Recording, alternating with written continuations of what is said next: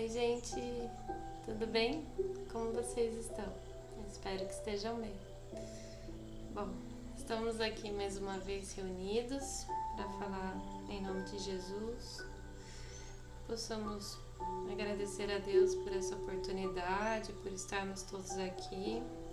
Que possamos fechar os olhos, agradecer, pedir perdão e entregar na mão de Deus. Obrigado, Pai, por tudo. Que o Senhor possa alcançar cada um, cada coração, lavando a alma, lavando o corpo, lavando a mente. Porque diante do Senhor tudo podemos. Que o Senhor nos fortaleça hoje e sempre.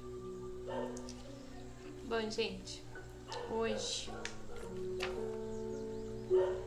nós vamos continuar, sobre as notícias históricas.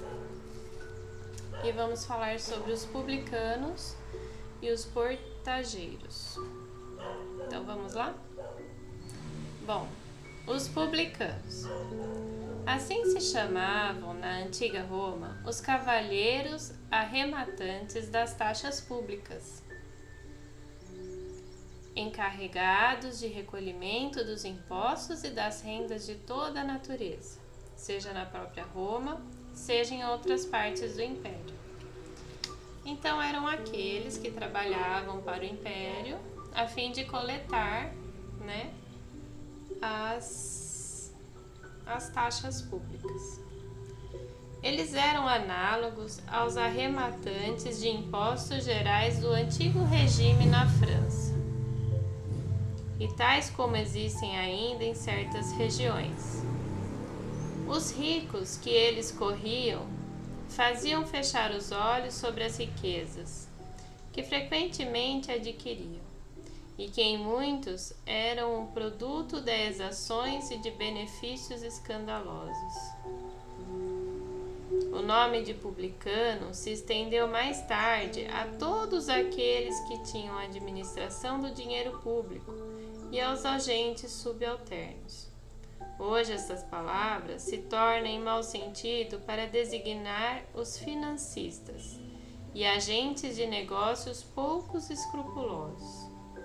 Disse algumas vezes, ávido como um publicano, rico como um publicano, para uma fortuna de origem desonesta.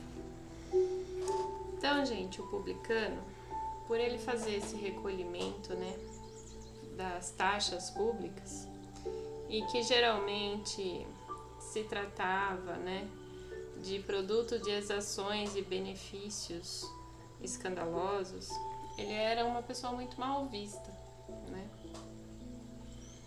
porque tinha uma fortuna de origem desonesta. Então, desde lá, a população, que sofria, que não tinha condições, que estava sempre sendo, cobrado por ele, e não era uma pessoa de caráter, assim, ela já era mal vista, Continuando. Da dominação romana foi o imposto o que os judeus aceitaram mais dificilmente e que lhes causava maior irritação, dando origem a várias revoltas e transformando-se numa questão religiosa, porque o olhavam como contrário à lei. Então você já começa a ver, que os judeus tinham mais dificuldade, que tinham uma irritação, que as relações entre os povos ali estavam um pouco desarmônicas, Então, formou-se mesmo um partido poderoso à frente do qual estava um certo Judas, dito Gatilônita, que tinha por princípio a recusa do imposto. Os judeus tinham, pois, horror ao imposto, e por consequência a todos aqueles que estavam encarregados de recebê-lo. Daí sua aversão pelos publicanos, de todas as categorias, entre os quais poderiam se encontrar pessoas muito estimáveis, mas que devido à sua função eram desprezadas, assim como aqueles que com eles conviviam, e que eles eram confundidos na mesma reprovação. Os judeus mais importantes acreditavam comprometer-se tendo com eles relações de intimidade. Bom, aqui a gente vê duas visões, né? Uma do povo triste, né? Revoltado pela cobrança de impostos e ter uma visão um pouco ruim dessas pessoas, né? Digamos assim. E também temos o lado daquele que está cobrando, né? Que está fazendo a função dele, né? Um trabalho, né? E ele sendo meio que rejeitado, né? Pelos outros. Agora, os portageiros eram os cobradores de baixa categoria, encarregados principalmente de arrecadação dos direitos à entradas nas cidades. Então, quando chegava naquele determinado território, sempre haveria um portageiro recolhendo esse, como se fosse um pedágio, né, para entrar na cidade. Suas funções correspondiam aproximadamente a dos guardas alfandegários e dos recebedores de barreiro. Eles sofriam a mesma reprovação aplicada aos publicanos em geral. E é por essa razão que no Evangelho encontra-se frequentemente o nome de publicano unido ao de gente de má vida. Essa qualificação não implicava na de deboche e de pessoas de honra duvidosa. Era um termo de desprezo, sinônimo de pessoas de má companhia, indignas de conviverem com pessoas de bem. Bom, gente, então nós entendemos um pouquinho hoje quem eram os publicanos, por que as pessoas não gostavam deles, por que eles tinham essa ideia de pessoas de má companhia. E semana que vem a gente vai falar sobre os fariseus, que é bem grandinho, e se der tempo a gente fala dos escribas, tá bom? Então vamos agradecer a Deus por mais essa oportunidade. Vamos fazer a oração de São Francisco. Senhor, fazei de mim um instrumento da tua paz. Onde houver ódio, fazei que eu leve o amor. Onde houver ofensa, que eu leve o perdão.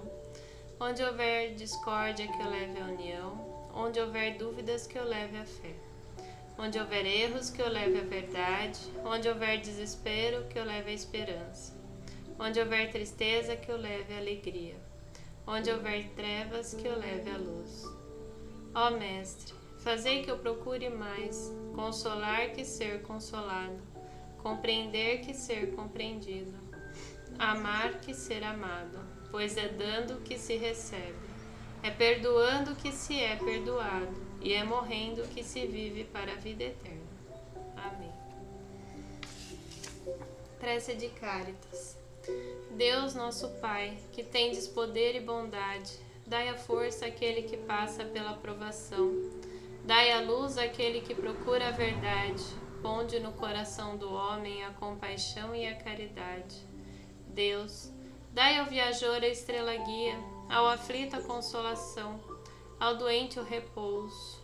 Pai, dai ao culpado arrependimento, ao espírito a verdade, à criança o guia e ao órfão o Pai. Senhor, que vossa bondade se estenda sobre tudo o que criastes. Piedade, Senhor, para aqueles que vos não conhecem, esperança para aqueles que sofrem. Que a vossa bondade permita aos Espíritos Consoladores derramarem por toda parte a paz, a esperança e a fé. Deus, um reflexo, uma centelha do vosso amor pode abrasar a terra. Deixai-nos beber na fonte dessa bondade fecunda e infinita, e todas as lágrimas secarão, todas as dores acalmarão. Um só coração, um só pensamento subirá até vós, como um grito de reconhecimento e de amor. Como Moisés sobre a montanha, nós vos esperamos com os braços abertos, ó bondade, ó beleza e ó perfeição, e queremos de algum modo alcançar a vossa misericórdia. Deus, dai-nos a força de ajudar o progresso a fim de subirmos até vós. Dai-nos a caridade pura, dai-nos a fé e a razão.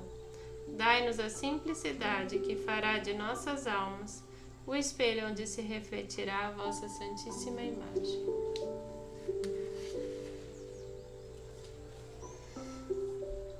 Vamos fechar os olhos.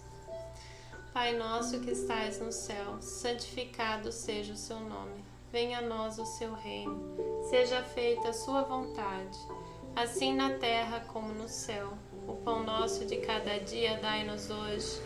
Perdoe, ó Pai, as nossas dívidas, assim como nós perdoamos aos nossos devedores. Não nos deixes cair em tentação, mas livra-nos, Senhor, de todo mal. Ave Maria, cheia de graça, o Senhor é convosco. Bendita sois vós entre as mulheres. Bendito é o fruto do vosso ventre, Jesus. Santa Maria, Mãe de Jesus, rogai por nós, pecadores, agora e na hora de nossa passagem. Que assim seja. Tchau, gente. Até a próxima.